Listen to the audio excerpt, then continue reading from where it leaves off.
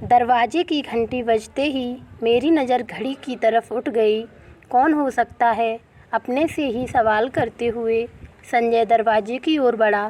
सामने कुरियर वाला खड़ा था। कुरियर वाले ने एक लिफाफा उसकी ओर बढ़ाया। ये पत्र था नीता का। दिल की धड़कनें किसी अनहोनी की आशंका में तेज हो गईं। खुद को काबू करते हुए पढ़ना शुरू किया।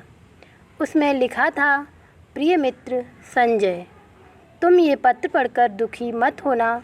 तुम एक सुलझे हुए इंसान हो। आज के समय में तुम्हारे जैसा दोस्त मिलना मुश्किल ही नहीं, नामुमकिन है।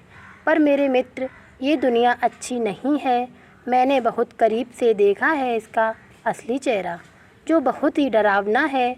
हम जिस समाज का अंग हैं वह बहरूपिया है। चेहरे पर चेहरा लगाए फिरते हैं लोग यहाँ। मैं अकेले इसके स्वरूप को नहीं बदल सकते। ये इतना आसान डगर नहीं है।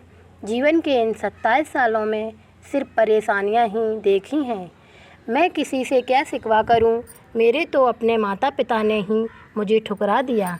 सबने मुझे दोष दिया और हर पग मेरा मजाक बनाया।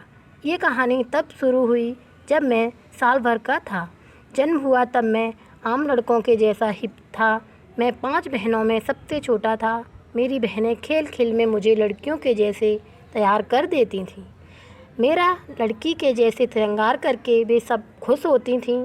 लेकिन धीरे धीरे मुझे लड़कियों के जैसे रहना अच्छा लगने लगा। मुझे भी लड़कियों के खेल ही समझ आते थे।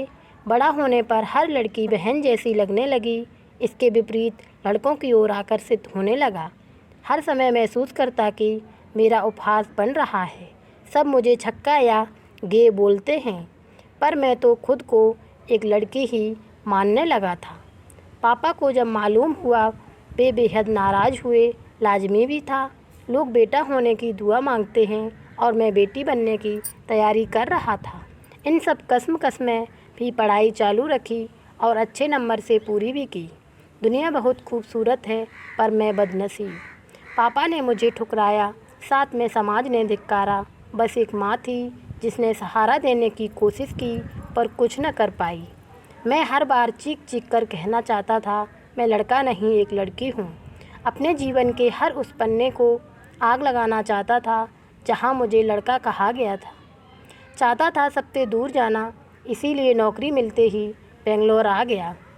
पर इस भेद ने यहाँ भी पीछा नहीं छोड़ा।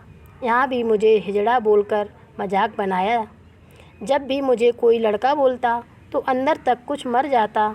क्यों मुझे लड़की नहीं माना किसी ने? मैं नीता थी। नीतेश तो बहुत पहले ही मर गया था। मेरे अंदर जो धड़क रहा था वो तो एक औरत का दिल था। 2 दिन पहले जब तुमने साथ जीवन व्यतीत करने का प्रस्ताव रखा तो एक बार तो मन किया फ़ौरन हाँ बोल दूं, पर अंदर की आत्मा ने साथ नहीं दिया और तुमसे थोड़ा वक्त मांगा। तुम बेहद करीब थे मेरे, पर तुम्हें इस नरक में धकेलना नहीं चाहती थी। ये समाज कभी भी ऐसे रिश्ते को नहीं स्वीकारेगा। एक सांस में ये सब पड़ गया था। संजय कितना बड़ा वज्रपात हुआ था, फिर भी आगे बढ़ना जारी रखा। कहते हैं मर्द को दर्द नहीं होता, पर मुझे होता था। जब तक लड़की के वस्त्र नहीं धारण किए थे तब तक रोज़ मरती थी, पर अपाहिज बनकर जीना नहीं चाहती थी। हर समय एक ही चाह, कोई मुझे आंटी, भाभी, दीदी या माँ बोले। मुझे हर समय अपने अंदर की औरत में एक दुर्गा दिखती थी। हर समय एक ही चाह थी कि कोई तो हो अपना जो मुझे संभाले।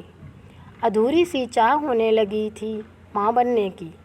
कितनी बदनसीब है वो माएँ जो पैदा होने से पहले या बाद में लड़की को मार देती हैं। लड़के की चाह में भगवान के न्याय पर भी हंसी आती है मुझे। कहीं तो माँ ने सीने में ममता नहीं दी और मुझे औरत का दिल लगाकर जन्म दिया। हर समय बस ठोकर ही मिली। संजय, तुम्हारा और मेरा रिश्ता बहुत खास है। कुछ रिश्तों के नाम नहीं होते। हमारा रिश्ता किसी नाम का मोहताज नहीं। मैं चाहती हूँ तुम अपने जीवन में आगे बढ़ो। जब अपने अपने न हुए तो गैर से क्या शिकवा करूँ। थक गई हूँ अब, न ही मर्द रूप में खुश थी, न ही औरत बनकर। औरत तो बन गई पर पूरी नहीं, एक अधूरी औरत जिसे ये समाज हिजड़ा बोलता है। अब जा रही हूँ, मैं सबसे दूर, तुमसे दूर, बहुत दूर, अगला जन्म औरत का मिले इसी कामना के साथ। खुश रहो, नीता। पत्र समाप्त हो गया था, पर आंसू अभी भी बह रहे थे। संजय के मन में कई सवाल थे, पर शायद उनके जवाब नहीं थे। उसने एक अच्छा दोस्त और एक अच्छा इंसान खो दिया था। आज नीता के लिए उसके मन में इज्जत और भी बढ़ गई थी।